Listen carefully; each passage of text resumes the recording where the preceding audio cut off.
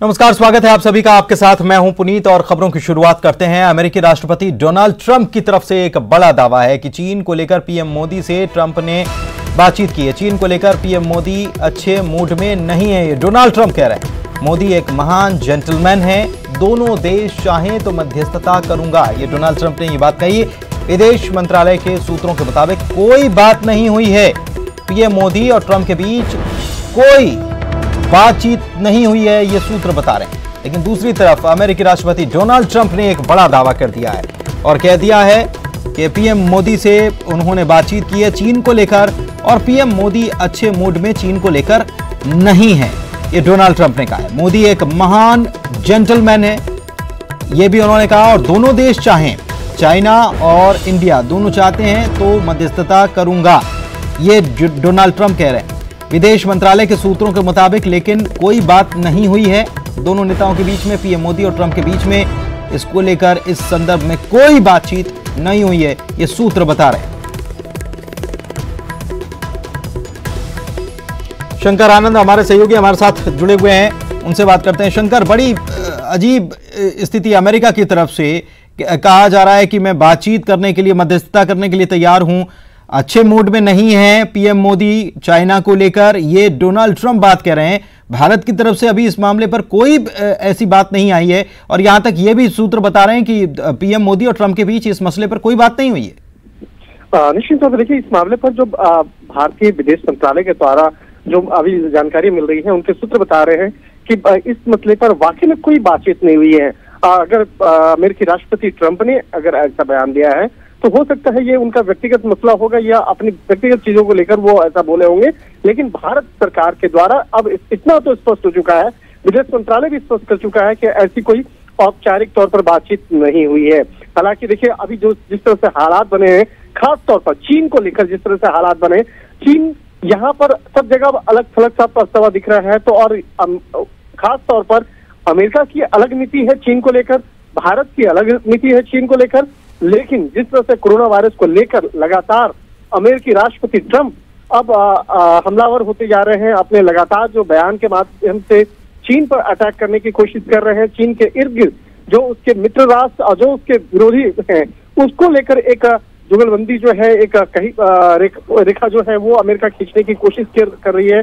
और ये अमेरिकी राष्ट्रपति के द्वारा दिया गया बयान था, इसमें भारत के द्वारा कोई भी बयान औपचारिक तौर पर नहीं आया है। और इस मामले में विदेश मंत्रालय के जो वरिष्ठ सूत्र हैं वो स्पष्ट तौर पर बता रहे हैं कि इस तरह से कोई भी औपचारिक तौर पर बातचीत नहीं हुई है। और अगर बात करें चीन की, अगर बात करें तो चीन भारत का पड़ोसी देश है, और उसके साथ में किस तरह के जो कूटनीतिक संबंध जो है आगे बढ़ाना है या नहीं बढ़ाना है, उस पर भारत खुद अपना विचार करेगा। भारत इस मामले पर जो भी प्रतिक्रिया होगी वो औपचारिक तौर पर बाद में देगी। लेकिन अभी तक इस मामले पर जो खबर जो है, जो जिस तरह से बकायदा चली आ रही थी, इस मामले पर विदेश मंत्रालय का जो सूत्र है साफ तौर पर फिलहाल खारिज करते हुए उसको देखा जा सकता है। और विदेश मंत्रालय के जो सूत्र है वो बता रहे हैं कि ऐसी कोई भी औपचारिक तौर पर बातचीत भारतीय प्रधानमंत्री और अमेरिकी राष्ट्रपति के बीच में नहीं हुई है। हालांकि अब अमेरिकी राष्ट्रपति ने इस बयान को क्यों दिया और क्या किस वजह से दिया है, तो इसका मतलब वो ज्यादा बेहतर बता सकते हैं। लेकिन इतना तो स्पष्ट है कि पिछले कुछ समय से जब से ये कोरोना वायरस का संक्रमण का मामला सामने आया है, अमेरिका और चीन के बीच में जो काफी तल्खियां जो है वो बढ़ गई है, काफी जो दरार है वो बढ़ता हुआ दिख रहा है। और शायद इसी का तकाजा है कि लगातार डोनाल्ड ट्रंप वैसे भी चीन को घेरने का मौका कोई छोड़ नहीं रहे हैं, और ऐसे में ये बयान आना ये थोड़ा सा ये अजीब स्थिति पैदा करता है। लेकिन भारत ने साफ कर दिया है कि कोई बातचीत डोनाल्ड ट्रंप और प्रधानमंत्री के बीच में नहीं हुई है इस मसले को लेकर। और इंदौर से एक बड़ी खबर आपको बता रहे हैं, संक्रमण से घोड़ों की मौत हो गई है। लॉकडाउन के दौरान 8 घोड़ों की मौत हुई है। कोरोना जैसे ही लक्षण इनमें देखे गए हैं, जांच के लिए हिसार लैब अब इनके सैंपल भेजे गए हैं। वेटनरी डॉक्टर्स ने निमोनिया को मौत की वजह हालांकि बताया है, लेकिन इसके बावजूद 8 घोड़ों की मौत हो जाना अपने आप में एक बड़ा मामला।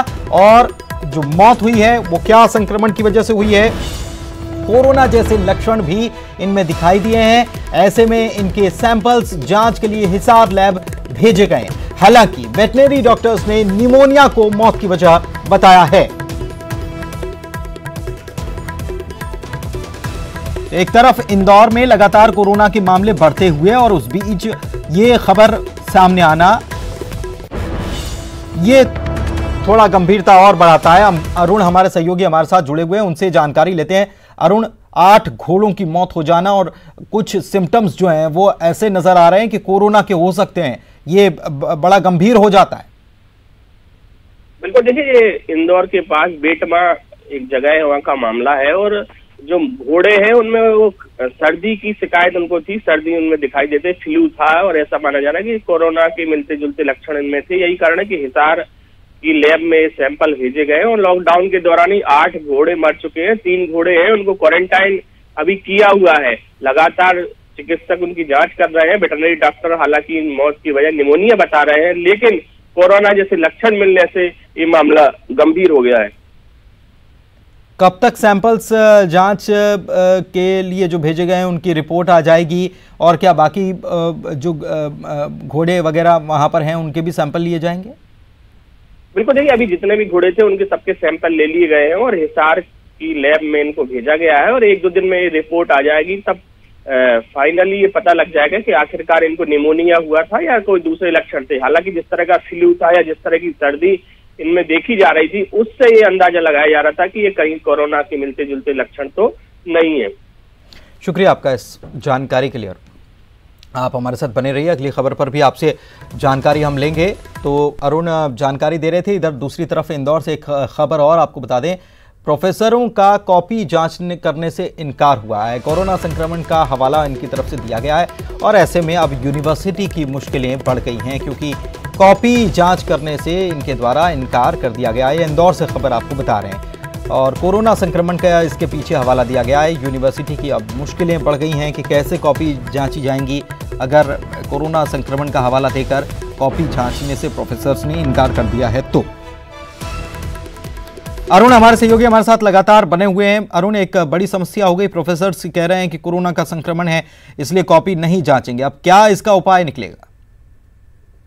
एक तरफ सरकार ने टाइम टेबल घोषित कर दिया है कॉलेज की परीक्षाओं का, लेकिन दूसरी ओर प्रोफेसर काफी डरे हुए हैं। उनका कहना है कि जब ये कॉपियां जाएंगी तो ये परीक्षा सेंटर से लेके मूल्यांकन कक्ष तक पहुंचेंगी तो कई हाथों में ये कॉपियां रहेंगी। ऐसे में संक्रमण का खतरा बढ़ जाएगा और अगर वो कॉपियां उनको जांचेंगे तो उनमें भी संक्रमण हो सकता है। इस कारण से वो डरे हुए हैं और उन्होंने फिलहाल अभी कॉपियां जांचने से इनकार कर दिया। हालांकि अभी भी ग्रेजुएशन, पोस्ट ग्रेजुएशन सहित तमाम 35 से ज्यादा विषयों की परीक्षाएं अभी होनी है और उसके बाद उनकी कॉपियां भी जांची जाएंगी। ऐसे में अब विश्वविद्यालय के सामने मुश्किलें बढ़ गई हैं कि ये कॉपियां कौन जांचेगा और कैसे ये परीक्षा कंडक्ट होगी। तो तमाम मुश्किलें हैं जिसका हल निकालने में विश्वविद्यालय लगा हुआ है। हालांकि संक्रमण इंदौर में तेजी से फैल रहा है, इस कारण से इस तरह के सवाल उठ रहे हैं। शुक्रिया अरुण आपका इस जानकारी के लिए।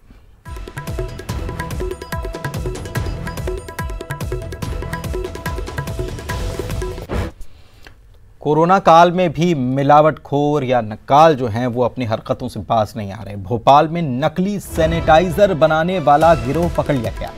हनुमानगंज थाना पुलिस ने नकली सैनिटाइजर बनाने वाले गैंग का खुलासा किया है। लांबा खेड़ा स्थित फैक्ट्री और गोदाम को सील भी कर दिया गया। ये बड़ी खबर आपको बता रहे हैं, भोपाल में ये नकली सैनिटाइजर बनाकर बेचते थे। हनुमानगंज थाना पुलिस ने नकली सैनिटाइजर बनाने वाले गैंग का खुलासा करते हुए लांबा खेड़ा स्थित फैक्ट्री और गोदाम को भी सील कर दिया।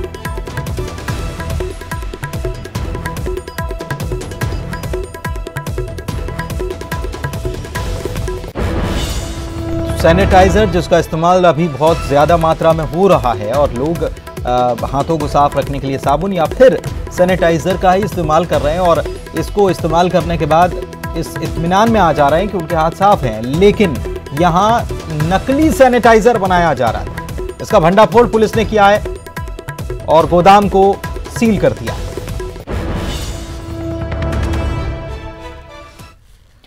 और भोपाल से खबर आपको बता रहे हैं, सांसद प्रज्ञा ठाकुर की गुमशुदगी के पोस्टर यहां फिर लग गए। राजधानी के कई इलाकों में ये पोस्टर चस्पा कर दिए गए।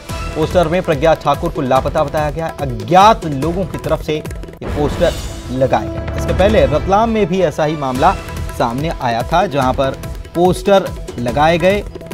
वहां तो कांग्रेस नेता ने साफ कह दिया था कि हमारे द्वारा लगाए गए इनाम देने की भी बात कही गई थी।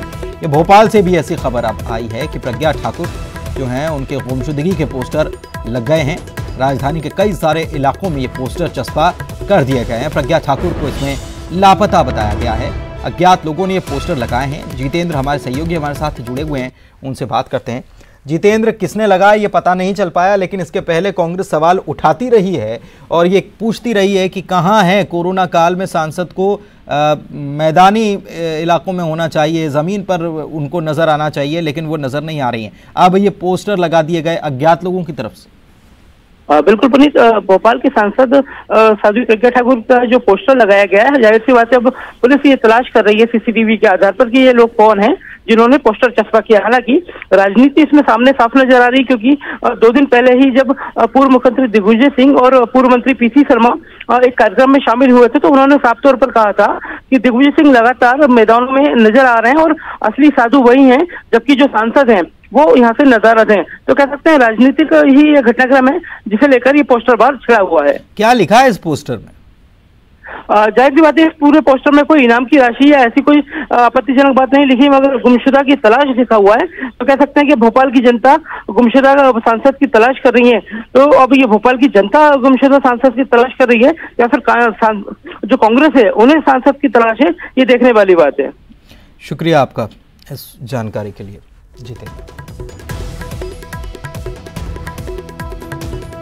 जितेंद्र हमारे सहयोगी बता रहे थे कि ये पोस्टर जो लगा हुआ है इसमें लापता बताया गया है। सांसद को अज्ञात लोगों ने ये पोस्टर लगाए हैं और 2 दिन पहले ही पीसी शर्मा और दिग्विजय सिंह जब पहुंचे थे तो असली संत कौन है इसके बारे में भी बखान यहाँ पर शुरू कर दिया गया कि असली संत कौन है, नकली संत कौन है, ये भी बातें कही गई। इससे पहले भी कांग्रेस सवाल उठाती रही कि प्रज्ञा ठाकुर है कहाँ। हालांकि बीजेपी की तरफ से ये बयान दिया गया था, रामेश्वर शर्मा ने कहा है कि नहीं वो तो इलाज करा रही हैं, अस्पताल में भर्ती हैं। उसके बाद फिर प्रज्ञा ठाकुर की तरफ से ट्वीट भी किया गया कि शर्म आनी चाहिए इस तरीके की बातें करने वालों को जो सवाल उठा रहे हैं। भूपेंद्र गुप्ता जी हमारे साथ जुड़े हुए हैं, कांग्रेस के प्रवक्ता, उनसे बात कर लेते हैं। भूपेंद्र जी, ये पोस्टर लग गए राजधानी में कि प्रज्ञा ठाकुर कहाँ है, सांसद कहाँ है, कांग्रेस ने लगवाए क्या?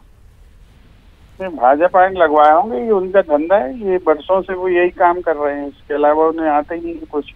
हम लोग तो जो है दिलेरी से सवाल पूछना चाहते थे तो पूछ लिया था कि वो कहाँ है, और बयान दे के पूछा, पीछे से थोड़ी पूछते हम लोग, ये काम करते हैं। तो ये पोस्टर लग गए, क्या कहेंगे इस पर? फिर अब राजधानी में कई सारी जगहों पर लगे, ये भोपाल में। अभी भारतीय जनता पार्टी से पूछो, उनकी सरकार है, वो पता करे कि उनके लोग इतने दुखी क्यों हैं। नहीं, 2 दिन पहले ये कहा भी गया था कि असली संत कौन है। जितेंद्र बता भी रहे थे हमारे सहयोगी कि पीसी शर्मा और दिग्विजय सिंह पहुंचे थे, वो सक्रिय हैं, तो असली संत दिग्विजय सिंह हैं, ऐसी बातें भी कही गई थी। इसमें और इसका पोस्टर का क्या संबंध है? असली संत वाली बात कही गई है तो कही गई है, उसकी टेस्टिमनी करिए और सामने आइए, उसमें बहस करेंगे, लेकिन इसका पोस्टर से क्या ताल्लुक? नहीं, इसमें सवाल ये है कि ये लापता जो सक्रिय है और जो निष्क्रिय बात यहाँ पर, क्योंकि ये लापता इसलिए बताया जा रहा है कि ऐसे वक्त में सांसद को होना चाहिए था। इन पोस्टर में भी ये लिखा हुआ है, जो आप सवाल उठा रहे थे वही बात इस पोस्टर में भी है। अब आप इसको मुंह में मत डालिए, जो बात हम लोगों को कहनी थी हम लोगों ने बयान दे के कही है, कोई छुपा के थोड़ी कही है। और ये जो छुपा के काम किया जा रहा है पोस्टर लगवाना का, ये बीजेपी का धंधा है, आज से नहीं, आज हजारों जो कॉन्स्टिट्यूएंसी में कर चुके हैं। नहीं तो आप ये उनके चरित्र का हिस्सा है, तो वो अपने एक बात बताइए कि बीजेपी अपने सांसद का लापता का पोस्टर क्यों लगवाएगी?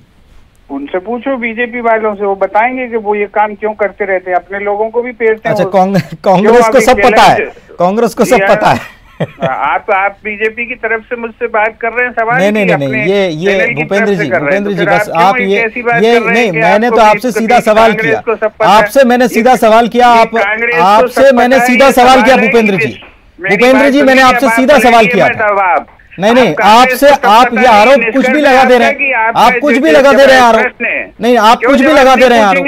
आप सवाल ऐसे बात कर रहे हैं, मैंने आपसे केवल पूछा, सब पता है, आप किसकी तरफ से कह रहे हैं कि कांग्रेस को सब पता है? आप ही ने तो कहा कि बीजेपी ने लगवाए। नहीं कहा, ये आप ही ने तो कहा बीजेपी ने लगवाए होंगे।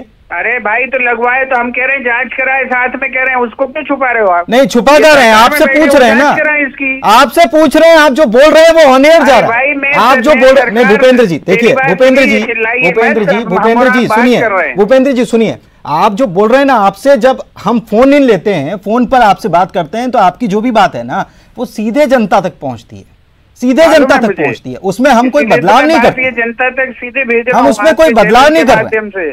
और आपने जो बोला वो पूरी बात जनता तक पहुंची है। शुक्रिया, शुक्रिया, बहुत बहुत धन्यवाद, बहुत बहुत धन्यवाद आपका प्रतिक्रिया देने के लिए। तो कांग्रेस से सवाल किया जा रहा है, तो कांग्रेस भड़क गई। वक्त एक ब्रेक। भड़क गई है, भड़क गई हो जाएगी ये।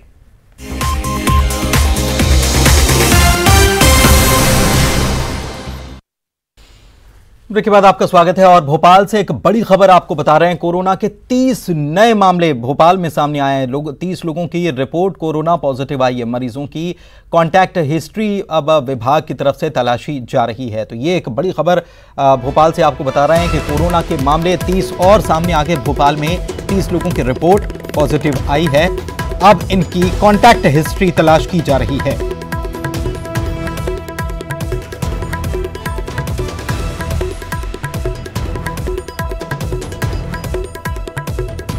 30 नए मामले कोरोना के भोपाल में सामने आए। भोपाल दूसरे नंबर पर है, पहले नंबर पर इंदौर, और भोपाल में लगातार मामले बढ़ते हुए और 30 और मामले भोपाल में सामने आए। अब इनकी कांटेक्ट ट्रेसिंग की जा रही है। मध्य प्रदेश की भी बात कर लें, पूरे मध्य प्रदेश की तो मामलों में इजाफा होता हुआ 7600 के पार ये मामले चले गए हैं। और इसमें राजधानी की बात करें, भोपाल की बात करें, तो यहाँ पर भी 30 और लोगों की रिपोर्ट कोरोना पॉजिटिव आई है। अब इनकी कांटेक्ट हिस्ट्री विभाग तलाशने में जुटा हुआ है। पूजा माथुर हमारे सहयोगी हमारे साथ जुड़ी हुई हैं। पूजा, 30 और लोग पॉजिटिव आए भोपाल में। बिल्कुल पुनीत, लगातार ये ग्राफ बढ़ता जा रहा है और आज फिर 30 नए मामले आए हैं। और जिन सैंपल्स की टेस्टिंग की गई थी, लगभग 1000 की संख्या में ये सैंपल्स लिए गए थे जिसकी टेस्टिंग की गई थी, और इसमें से 30 मामले आज पॉजिटिव आए हैं। शहर के हॉटस्पॉट जोनों में से ये मामले निकल करके सामने आए हैं। और अब ऐसा भी कहा जा रहा है कि राजभवन से भी और पॉजिटिव केस बढ़ने की पूरी संभावना है। हालांकि लिस्ट अभी ओपन पूरी तरीके से नहीं की गई है, लेकिन ये अनुमान लगाया जा रहा है कि 7 कोरोना मरीज ऑलरेडी राजभवन से मिल चुके हैं। और जो अब नई लिस्ट आई है उसमें जिस तरीके से सैंपल टेस्टिंग की गई थी और मामला सामने निकल करके आ सकता है। लगातार जिस तरह से शहर में कोरोना की सैंपलिंग बढ़ाई गई है और पॉजिटिव केस बढ़ते ही जा रहे हैं, शहर के हॉटस्पॉट जोन में अब ज्यादा देखने को मिल रहा है। जहांगीराबाद एक बड़ा इलाका कहा जा रहा था, वहां पर स्थिति कंट्रोल। ठीक, बहुत बहुत शुक्रिया पूजा इस जानकारी। मुरैना में जिला प्रशासन की गंभीर लापरवाही देखने को मिली है। कोरोना पॉजिटिव के अंतिम संस्कार में लापरवाही बरती गई। परिवार के लोगों ने बिना पीपीई किट पहने ही अंतिम संस्कार किया। अंतिम संस्कार में शामिल 12 से ज्यादा लोग हुए और निगम कर्मचारी पीपीई किट पहनकर खड़े रहे। शमशान घाट में प्रशासन ने मामले से पल्ला झाड़ लिया है। और ये दुष्यंत हमारे सहयोगी हमारे साथ फोन लाइन पर जुड़े हुए हैं। दुष्यंत, बेहद गंभीर मामला, बहुत बड़ी लापरवाही यहां देखने को मिली।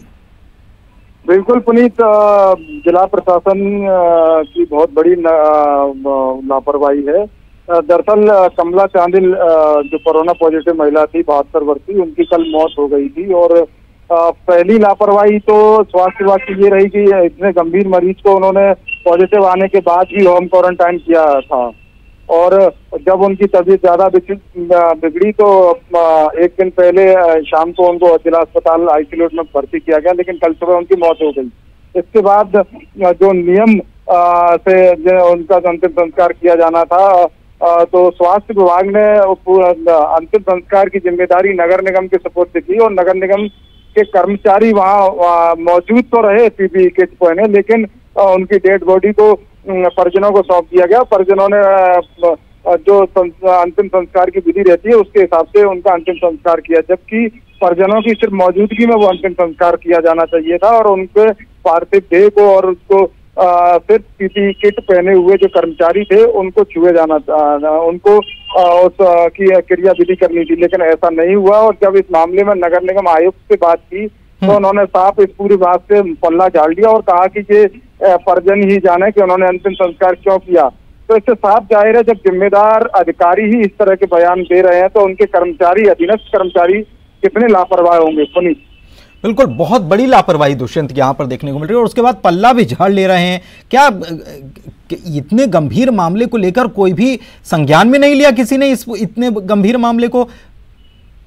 जी, जब ये वीडियो सामने आया, वहाँ के कुछ लोगों ने इस पूरे अंतिम संस्कार की वीडियो बनाई और जब मीडिया कर्मियों को दी कि ये बड़ी लापरवाही है कि पीपीई किट पहने नगर निगम के कर्मचारी तो दूर खड़े हैं और उनके परिजनों को डेड बॉडी को सुपुर्द कर दिया गया, उन्होंने ही उसका अंतिम संस्कार किया है।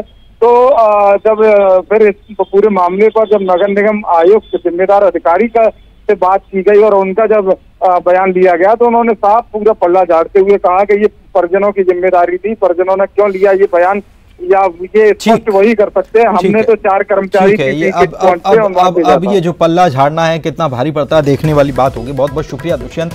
खबर दिखाने का मकसद ये कि सरकार कम से कम संज्ञान ले कि इतनी बड़ी लापरवाही, गंभीर लापरवाही यहां पर बरती गई है। छत्तीसगढ़ के महासमुंद से खबर आपको बता रहे हैं, मजदूरों से भरी हुई बस पलटी है, 12 लोग इसमें घायल हुए हैं और एक की हालत गंभीर बताई जा रही है। नेशनल हाईवे से नीचे उतरकर ये बस पलट गई। मुंबई से पश्चिम बंगाल की तरफ ये बस जा रही थी। इधर बताया यह जा रहा है इसके पीछे कि चालक को झपकी लग गई, इसकी नींद आ गई इसे और इसकी वजह से यह हादसा हुआ है। तो ये हाईवे, नेशनल हाईवे से नीचे उतरकर ये बस पलट गई है और 12 लोग इसमें घायल बताए जा रहे हैं। मजदूर इसमें सवार थे और एक मजदूर की हालत इसमें गंभीर बनी हुई है। महासमुंद में यह हादसा हुआ है। खबर महासमुंद से। मनोहर हमारे सहयोगी हमारे साथ फोन लाइन पर जुड़े हुए हैं, उनसे जानकारी लेते हैं। मजदूरों की स्थिति सबसे पहले कैसी मनोहर? जी पुनीत, बता दूं कि महासमुंद जिले के तुमगांव थाना क्षेत्र के अंतर्गत की पूरी घटना है। नेशनल हाईवे 53 के पास छछान पहाड़ी और कोहरी मोड़ के पास आज जो एक वेस्ट बंगाल, मुंबई महाराष्ट्र से निकली हुई वेस्ट बंगाल जा रही श्रमिकों से भरी बस जो है वो अनियंत्रित होकर पलटी है। इसके पीछे कारण ये बताया जा रहा है कि चालक जो है वो जगा हुआ था रात भर, उसको नींद की झपकी आती है और इसी कारण से वो नेशनल हाईवे से नीचे गाड़ी उतर जाती है और हालांकि रफ्तार कम होती है, जिसकी वजह से जो है हादसा में ज्यादा कुछ दुर्घटना नहीं होता। हादसे में जो है 12 जो मजदूर है उसको मामूली चोट आती है और एक मजदूर जो है उसको पैर में चोट आती है, जिससे पैर फ्रैक्चर होने की वजह से उसको जिला अस्पताल रेफर किया गया है। आपको बता दूं कि तुमगांव पुलिस जो है वो मौके पर पहुंची हुई है। जो मजदूर है उनको नाश्ते और पानी की व्यवस्था तुमगांव पुलिस के द्वारा की गई है। जिला प्रशासन भी मौके पर पहुंच चुकी है। जिला प्रशासन के द्वारा अतिरिक्त बस की व्यवस्था की जा रही है ताकि मजदूरों को जो है वेस्ट बंगाल छोड़ा जा सके। पुनीत, सभी की स्थिति ठीक है? जी बिल्कुल, जो 12 मजदूर थे उनको मामूली चोट थी। राहत की बात यही है क्योंकि उस बस में जो है टोटल चालक और परिचालक मिलाकर कुल 30 लोग सवार थे। यदि बस की रफ्तार अगर तेज होती और बस कहीं खुदा न खास्ता अगर बस की रफ्तार तेज होने की वजह से हादसा जो है वो अगर बड़ा होता तो शायद जो 28 जो मजदूर थे उनके साथ भी बड़ी घटना घट सकती थी। राहत की बात यही है कि जो 12 मजदूर है उनको मामूली चोट थी, जिनको प्राथमिक उपचार के बाद जो है वेस्ट बंगाल भेजने की तैयारी की जा रही है। जो एक मजदूर था जिनको जिला अस्पताल रेफर किया गया है वो जिला अस्पताल में फिलहाल भर्ती रहेगा। उसका उपचार जो है जिला अस्पताल में चलेगा जब वो पूरा, और उसको क्वारंटाइन में भी जिला अस्पताल के क्वारंटाइन सेंटर पर रखा जाएगा। पुनीत, चलिए बहुत बहुत शुक्रिया आपका इस जानकारी के लिए। तो अच्छी बात यह है कि बस की रफ्तार थोड़ी धीमी हो गई थी, इसकी वजह से बस पलटी तो सही, लेकिन इसमें जो मजदूर घायल हुए हैं उनको कुछ को मामूली चोटें आई हैं। एक मजदूर जो है उसे ज़रूर उसका पैर फ्रैक्चर हुआ है। वजह इसके पीछे चालक का नींद आ जाना, चालक को ये इसके पीछे वजह बताई गई है कि यही वजह थी जिसकी वजह से ये हादसा हुआ है। लेकिन अब प्रशासन जो है वो मौके पर पहुंच गया है, मदद यहाँ पर उपलब्ध करा दी गई है। इसके साथ ही इलाज इनका शुरू हो चुका है, जो लोग घायल हैं उन सभी को इलाज, और उसके बाद फिर उन्हें आगे के लिए भेजे जाने के लिए भी व्यवस्था कर दी गई है। चालक जो था, बस का ड्राइवर, उसे नींद आ गई, उसकी झपकी लग गई, ये इसके पीछे वजह बताई जा रही है। तो महासमुंद से ये खबर आपको बता रहे हैं, मजदूरों से भरी हुई बस ये पलट गई, 12 लोग इसमें घायल हुए थे और ये तस्वीर आप देख सकते हैं, ये दुर्घटना की ये तस्वीर, ये बस हाईवे से नीचे उतरकर पलट गई। हालांकि गनीमत है कि इसमें कोई बड़ा हादसा पेश नहीं आया, बड़ी दुर्घटना पेश नहीं आई और अब स्थिति कंट्रोल में बताई जा रही है, क्योंकि यहाँ पर जो मजदूर इसमें घायल हुए थे उन्हें मामूली चोटें आई हैं और उन्हें आगे के लिए रवाना करने की तैयारी भी शुरू कर दी गई है। उसके लिए दूसरी बस की व्यवस्था भी की जा रही है।